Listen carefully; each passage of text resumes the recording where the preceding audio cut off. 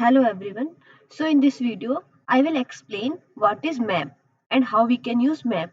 So map is an array method that lets you transform each element in array and return a new array with the transform value. So it does not change the original array. So that is the syntax of map, array.map and then element and then pass index and array and then curly braces and return the new value.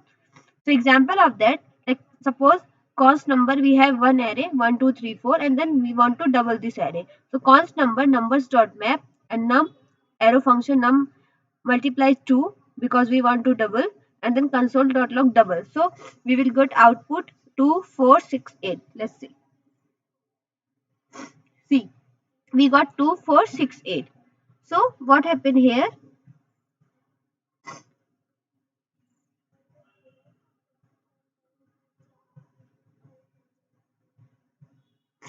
So for each number in the array, we return num into 2. Map collects these and gives a new array like 2, 4, 6, 8. So that is the that is how you can use the map.